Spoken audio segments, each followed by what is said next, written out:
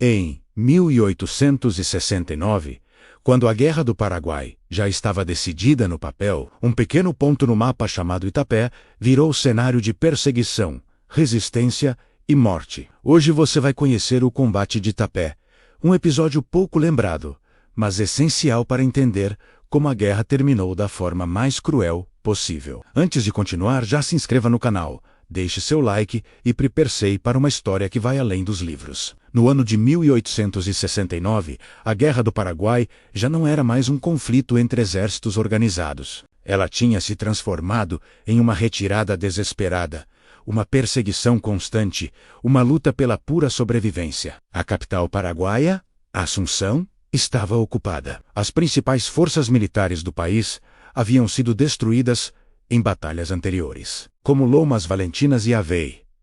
Mesmo assim, o presidente Francisco Solano Lopes continuava sua fuga pelo interior, arrastando consigo os restos de seu exército e milhares de civis, homens, mulheres e crianças. A guerra entrou em sua fase mais brutal, conhecida como a Campanha da Cordilheira. E é nesse cenário de caos que surge o nome de Itapé.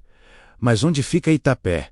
E por que esse lugar se tornou tão importante? Itapé era, e ainda é, uma pequena localidade no interior do Paraguai, parte do departamento de Guairá. Naquela época, a região era cercada por matas fechadas, campos irregulares e uma rede de caminhos estreitos e trilhas rurais. Não era uma fortaleza, não era uma base militar estrategicamente planejada. Itapé se tornou importante por uma única razão. Ela estava no caminho da retirada, servia como rota de passagem para as forças em fuga e funcionava como um ponto de descanso improvisado para soldados, feridos e civis famintos. Era um lugar de sobrevivência e justamente por isso se tornou um alvo. Para entender o que aconteceu, precisamos conhecer os personagens desse drama. De um lado, as forças paraguaias. Não era mais um exército. Eram tropas subordinadas à cadeia de comando do general Bernardino Cabeleiro, um dos últimos líderes leais a Lopes. Mas essas tropas estavam extremamente debilitadas. A composição era trágica. Soldados feridos em batalhas anteriores, jovens recrutados às pressas, sem nenhum treinamento, e homens idosos que mal conseguiam marchar, no meio deles civis armados com o que podiam encontrar, como facões e lanças improvisadas. Era um grupo desesperado, lutando mais contra a fome e a doença do que contra o inimigo. Do outro lado, as forças da Tríplice Aliança, compostas principalmente por tropas brasileiras. Estes eram soldados veteranos, comandados por oficiais experientes na perseguição final, como o general Câmara. A infantaria brasileira estava bem equipada para a época, com armas e munição em abundância, e sua missão era clara e impiedosa: localizar, cercar e eliminar qualquer bolsão de resistência paraguaia. Não havia mais espaço para grandes batalhas campais. A ordem era caçar. A tensão antes do combate era palpável. Relatos de sobreviventes e diários de campanha descrevem um cenário desolador nos dias que antecederam o ataque. A fome era extrema, a ponto de as pessoas comerem raízes e folhas. A munição era tão escassa que cada tiro precisava ser pensado. Doenças como cólera e varíola se espalhavam sem controle. A desorganização era total. Muitos paraguaios dormiam no chão, ao relento. Caminhavam descalços por quilômetros. Civis e soldados se misturavam no mesmo grupo, compartilhando o mesmo destino de miséria. Itapé se tornou uma parada forçada, um lugar para respirar.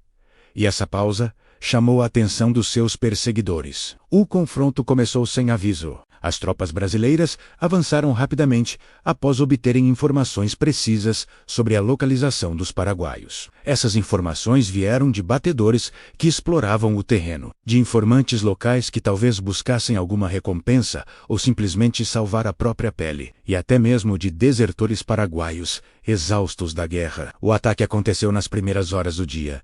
Um único tiro rompeu o silêncio da mata. Depois, vieram outros. E então, o caos se instalou. Os paraguaios espalhados pela região tentaram organizar uma defesa, mas era impossível. Tinham pouca munição estavam em menor número e principalmente não esperavam um ataque naquele ponto, considerado um refúgio temporário. Itapé virou um cenário de confusão absoluta. Os números exatos do combate são difíceis de precisar, pois as fontes variam muito, mas as estimativas nos dão uma ideia da disparidade. Do lado paraguaio, acredita-se que havia entre 500 e 900 pessoas na região. Menos da metade eram soldados regulares. O resto era um grande número de civis, incluindo mulheres e crianças. Do lado da Tríplice Aliança, as forças brasileiras somavam entre 2.000 e 3.000 soldados. A superioridade era total, não apenas em número, mas em armas, organização e logística. Não era uma batalha, era um massacre anunciado. Por conta da desorganização e do terreno, o combate se fragmentou. Não houve uma linha de frente única. O que aconteceu foram vários confrontos isolados e desesperados. Emboscadas na mata, tiroteios nos caminhos de terra, lutas corpo a corpo entre as casas e os currais de Itapé.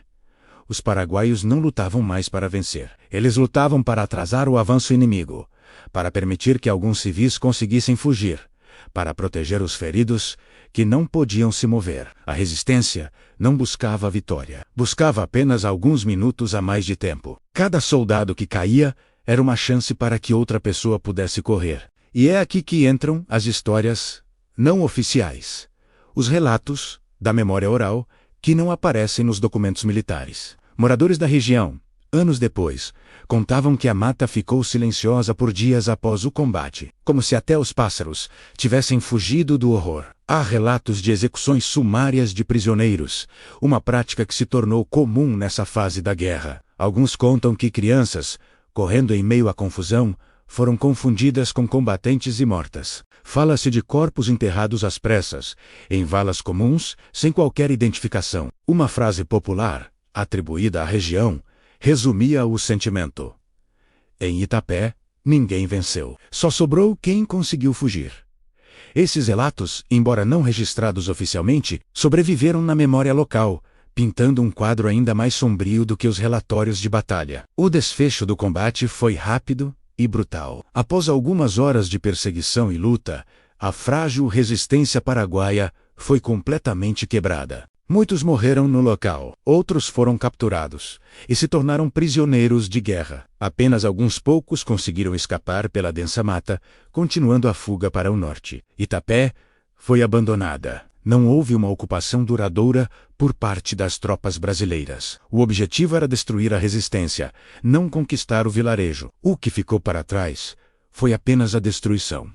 O combate terminou sem celebração, sem heróis. Terminou com o silêncio e o abandono. Historicamente, o combate de Itapé representou mais um golpe na já moribunda resistência paraguaia. Ele marcou a intensificação da campanha da Cordilheira, essa caçada humana implacável. Para os cibis, significou um aumento exponencial do sofrimento, mostrando que não havia mais lugar seguro. E para a história da guerra, foi a confirmação de que o conflito havia perdido qualquer limite ou regra. A perseguição continuaria, com outros combates menores, até o confronto final, em Cerro Corá, meses depois, onde Solano Lopes finalmente seria morto. Itapé não entrou para os grandes livros de história.